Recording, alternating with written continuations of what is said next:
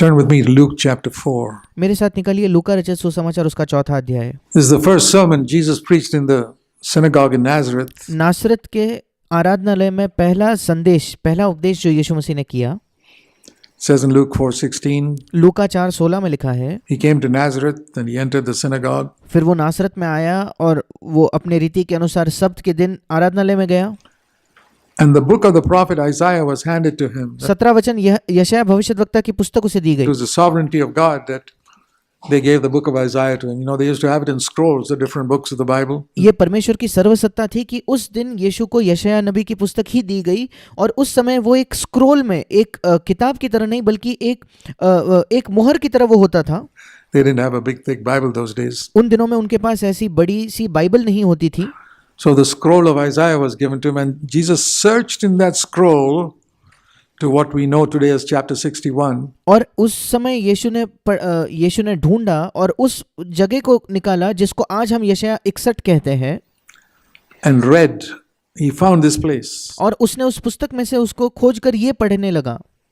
The Spirit of the Lord is upon me. 18 वचन, प्रभु का आत्मा मुझ पर है। Luke 4:18. Luka 4:18। Because he's anointed me to preach the gospel to the poor. इसलिए कि उसने कंगालों को सुसमाचार सुनाने के लिए मेरा अभिषेक किया है। He has sent me to proclaim release to the captives मुझे इसलिए भेजा है कि बंदियों को मैं छुटकारे को सुसमाचार प्रचार and करूं recovery of sight to the blind, और अंधों को दृष्टि पाने का, to set free those who are oppressed, कुचले हुओं को मैं छुड़ाऊं to proclaim the favorable year of the Lord. और प्रभु के प्रसन्न रहने के वर्ष का प्रचार करूं। And he stopped. और वो वहीं रुक गया And he closed the book. और उसने उस पुस्तक को बंद कर दिया। But that was not the end of that verse. पर उस वचन का अंत वहां नहीं होता।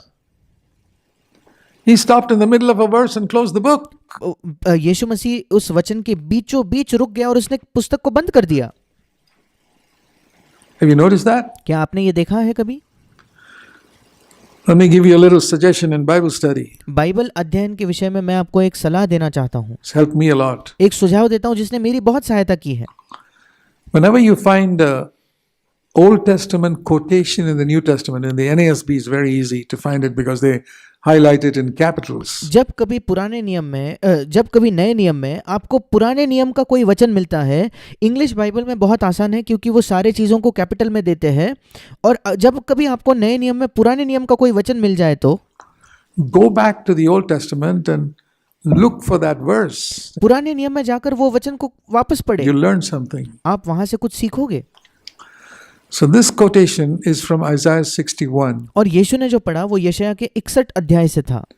So when I compare Isaiah 61, this quotation, जब मैं यशायाह 61 को पढ़कर इसकी तुलना लूका 4 से करता हूँ and see why Jesus closed the book in the middle of a verse, और मैं देखता हूँ कि क्यों यीशु मसीह ने वो पुस्तक एक वचन के बीचों बीच बंद कर दी। did not complete the verse, I learned something. उसने उस वचन को पूरा नहीं किया, वहां से मैं कुछ सीखता हूँ। It says he read half that verse to proclaim the favor of the Lord and then stopped. वहां लिखा है कि उसने परमेश्वर का जो प्रभु के प्रसन्न रहने का वर्ष का प्रचार करूं, वही वो रुक गया। The book. उस पुस्तक को उसने बंद कर दिया। But when you go to Isaiah 61, it says here पर जब आप यशायाह 61 निकालो, वहां ये लिखा है in verse 2, दूसरा वचन, to proclaim the favorable year of the Lord and the day of vengeance of our God. यहोवा के प्रसन्न रहने के वर्ष का और हमारे परमेश्वर का पलटा लेने या बदला लेने के दिन का प्रचार करो। He left that out. उसने वो छोड़ दिया, He stopped. वो वहीं रुक गया। So when I saw that, जब मैंने ये देखा, it's mercy and judgment in verse 2, Isaiah 61:2. यशायाह 61:2 में परमेश्वर का न्याय और परमेश्वर की दया हम देख पाते हैं। The year of mercy and the day of judgment. एक वर्ष, दया का वर्ष या प्रसन्न रहने का वर्ष और न्याय का दिन। What do you get from that? उससे आपको क्या मिलता है? Let me paraphrase it for you. मैं आपको अपने शब्दों में ये वचन पढ़कर बताना चाहता हूँ। To proclaim Isaiah 61:2, 365 days of mercy. यशायाह 61:2 में अपने शब्दों में पढ़कर बताता हूँ कि यहोवा के प्रसन्न रहने का वर्ष का प्रचार करूँ या यहोवा के प्रसन्न रहने के 365 दिनों का मैं प्रचार करूँ And favor और उसके प्रसन्न रहने का, उसके दया का 365 दिन, and 1 day of judgment. और उसके न्याय का केवल 1 दिन। Am I right? क्या मैं सही हूं? What I learned from that, this is the advantage of meditating on scripture. इससे मैं ये सीखता हूं, और यही फायदा है अगर हम परमेश्वर के वचन पर मनन करें तो। You must be 365 times more merciful to others than you are strict. आप जितना लोगों से सख्त या कठोर रहते हो, उसके 365 गुना ज्यादा आपको लोगों पर दया करनी है। Towards your wife, अपने पत्नी के प्रति, towards your husband, अपने पति के प्रति, towards your children. अपने बच्चों के प्रति। If you're shown strictness somewhere, अगर आपने कहीं सख्ती दिखाई है, कठोरता दिखाई है, तो be sure to continue with 365 times mercy तो फिर 365 गुना ज्यादा आप दया दिखाइए towards them. उनके प्रति। This is what we can gain by meditating on scripture and not rushing through when we read scripture. जब हम बाइबल पढ़ते हैं, अगर हम परमेश्वर के वचन पर मनन करें और जल्दबाजी करके आगे ना बढ़ जाए, तो हमें ये सब चीजें प्राप्त होंगी। Now turn with me to James in chapter 2. अब मेरे साथ निकालिए याकूब की पुस्तक और उसका 2रा अध्याय। So I learned something from that, और यहाँ से मैं कुछ सीखता हूँ, that if I'm strict and I am strict, अगर मैं सख्त हूँ, अगर मैं किसी चीज के विषय में कठोर हूँ तो, और हाँ, मैं कई मामलों में बहुत ज्यादा सख्त हूँ कुछ चीजों पर।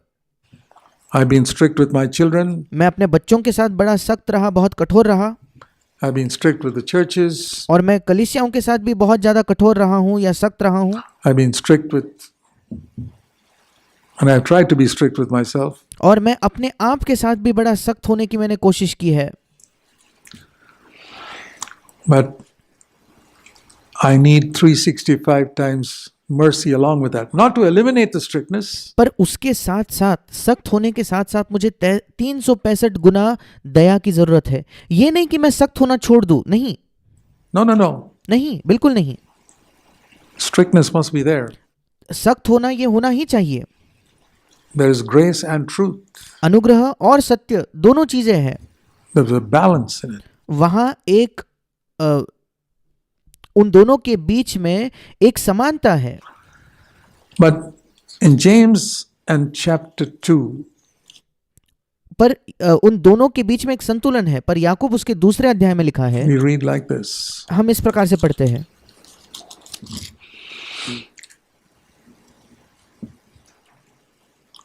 Verse 13. 13वां वचन, Judgment will be merciless to the one who has shown no mercy.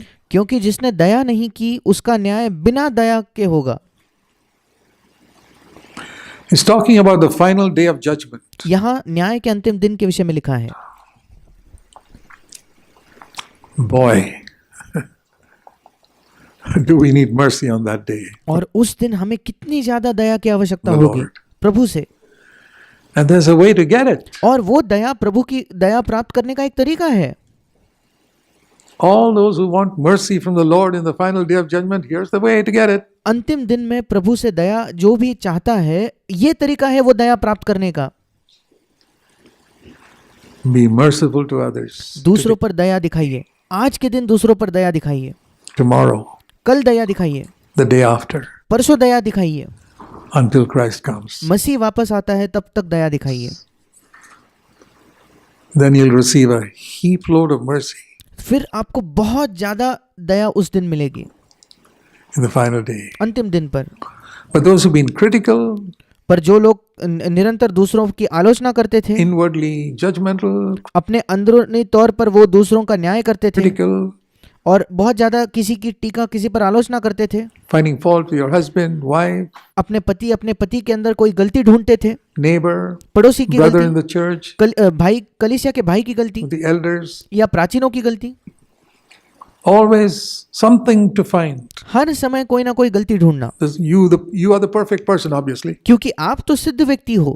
You, the perfect person, are finding fault with all the imperfect people around you. आप जो सिद्ध व्यक्ति हो, अपने आसपास के असिद्ध लोगों के अंदर आप गलतियां ढूंढते हो। I would not like to be anywhere near you when God judges you. फिर जब परमेश्वर आपका न्याय करेगा तो मैं आपके नजदीक भी नहीं होना चाहूंगा, It'll be severe. I would not like to see it. क्योंकि परमेश्वर का न्याय बहुत ज्यादा कठोर होगा और मैं वो देखना भी नहीं चाहूंगा। I tell you honestly, I would not like to be anywhere near you. मैं आपको बिल्कुल ईमानदारी से कहता हूं कि मैं आपके उस दिन नजदीक भी नहीं रहना चाहूंगा। If you're like that in the day of judgment. अगर आप आज ऐसे हो तो न्याय के दिन मैं आपके नजदीक नहीं आना चाहूंगा। Judgment will be merciless. Imagine God Almighty, who's so merciful, being merciless. क्योंकि यहाँ लिखा है जिसने दया नहीं की उसका न्याय बिना दया के होगा, और इंग्लिश में और कठोर शब्द इस्तेमाल किया है कि कोई भी दया नहीं होगी। सोच कर देखिए, परमेश्वर जो इतना दयावंत है, जो दया का धनी है, वो बिना दया के आपका न्याय करेगा। Just because this person did not show any mercy to others in his earthly life. क्यों? क्योंकि इस व्यक्ति ने अपने पृथ्वी के जीवन पर दूसरों पर दया नहीं की। That's the only charge. ये इकलौता उस पर आरोप है। He did a lot of good things, उसने बहुत सारी अच्छी चीजें की, but he was so unmerciful towards his wife and towards other people around him and even people in his own church. पर अपने पति पत्नी के प्रति, अपने आसपास के लोगों के प्रति, कलीसिया के लोगों के प्रति वो इतना दया रहित रहा, उसने दया नहीं दिखाई। But the Lord says, I'm going to be merciless towards him when I pass judgment. और प्रभु कहता है मैं उस पर बिल्कुल दया नहीं करूंगा, जब मैं उसका न्याय करूंगा तब। I don't want to be there. मैं वहां होना भी नहीं चाहता, I don't want to be around मैं उसके आसपास भी नहीं होना God's चाहता, like that. जब परमेश्वर ऐसा दया नहीं दिखाने वाला। Then he says here, but here's the good news. पर वो कहता है, और यहाँ अच्छी खबर है, Mercy will triumph over judgment. दया न्याय पर जयवंत होती है। My dear brothers and sisters, if you remember one verse, remember James 2:13. मेरे प्रिय भाइयों और बहनों, अगर आप एक वचन याद रखना चाहते हो तो याकूब 2:13 याद रखिए। Remember it by heart. इसे याद रखिए, इसे याद कर लीजिए। Judgment will be merciless to those who have shown no mercy, जिसने दया नहीं की उसका न्याय बिना दया के होगा, but mercy will triumph over judgment. पर दया न्याय पर जयवंत होती है। That's wonderful. ये अद्भुत है। I want mercy from God in the final day. अंतिम दिन में मैं परमेश्वर से दया चाहता हूँ। I want a lot of mercy from God परमेश्वर से मुझे बहुत ज्यादा दया चाहिए उस दिन, because I know I am imperfect. क्योंकि मैं जानता हूँ मैं असिद्ध हूँ। And by God's standards, what a lot of mercy. Even on this earth, और परमेश्वर के मापदंडों के हिसाब से तो हमें कितनी दया की आवश्यकता होगी, केवल उस दिन नहीं, आज इस पृथ्वी पर भी। I see something of God's standards. How much more it will be when I actually stand before Him. अगर इस पृथ्वी पर मैं परमेश्वर के मापदंडों का स्तर को देख पाता हूँ तो उस दिन परमेश्वर के सामने जब मैं खड़ा होऊंगा कितनी ज्यादा मुझे दया दिखे की जरूरत होगी। Okay, one last verse. एक अंतिम वचन, Philippians chapter 2. फिलिपियों की पत्री उसका 2 अध्याय। Why are we so often sick? And this is not the cure for all sickness, but क्यों हम कई बार बीमार होते हैं? अब ये हर बीमारी का इलाज नहीं है, sometimes पर कभी कभी ये इलाज हो सकता है। when God wants to heal us and we are not healed. जब परमेश्वर हमें चंगाई देना तो चाहता है पर हमें चंगाई नहीं मिलती। Now don't make this a law. अब इसे एक नियम ना बना ले, And please don't judge other people as to why they are sick. Judge और कृपया दूसरों का न्याय न करे कि दूसरा व्यक्ति क्यों बीमार है, yourself only. केवल अपने आप का न्याय करे। It says here, Philippians chapter 2, Paul is speaking about a brother called Epaphroditus in verse 25. फिलिपियों 2:25 में पौलुस इपफ्रुदीतुस के विषय में बात कर रहा है। I thought it necessary to send Epaphroditus, my brother, fellow worker, and fellow soldier, who's your messenger. पर मैंने इपफ्रुदीतुस को, जो मेरा भाई और सहकर्मी और संगी योद्धा और तुम्हारा दूत है, उसे भेजना आवश्यक समझा। He was longing for you. He was distressed because he had heard that he was sick. क्योंकि उसका मन तुम सब में लगा हुआ था, इस कारण वो व्याकुल रहता क्योंकि तुमने उसकी बीमारी का हाल सुना था। And this man Epaphroditus, this godly brother, और ये व्यक्ति इपफ्रुदीतुस जो एक ईश्वरीय भाई था, was sick to the point of death. वो इतना बीमार हो गया था कि वो मरने पर था। Seriously sick. बहुत गंभीर बीमारी थी, But he was healed. पर वो चंगा हो गया। And you know how that healing is described? और क्या आप जानते हो उस चंगाई का वर्णन पौलुस कैसे करता है? God had mercy on him. परंतु परमेश्वर ने उस पर दया की। Healing from sickness is an act of God's mercy. बीमारी से चंगाई ये परमेश्वर के दया का एक काम है। That's what I learned from that verse. इस वचन से मैं यही सीखता हूँ। And you've already heard how to get God's mercy. और आपने पहले ही सुन लिया है आज की परमेश्वर की दया हम कैसे प्राप्त कर सकते हैं। Perhaps some sicknesses have not been healed in our lives शायद हमारे जीवन की कुछ बीमारियां इसलिए चंगे नहीं हुए because we've been so judgmental. क्योंकि हम इतना ज्यादा दूसरों का न्याय करते हैं। Dear brother, sister, I plead with you today. मेरे प्रिय भाई और बहनों, मैं आज आपसे विनती करता हूँ, Get rid of that judgmental spirit. लोगों का न्याय करने की उस आत्मा से स्वतंत्र हो जाइए। Be healed in Jesus' name. यीशु के नाम से चंगाई प्राप्त कीजिए। Let's pray. आइए हम प्रार्थना करेंगे।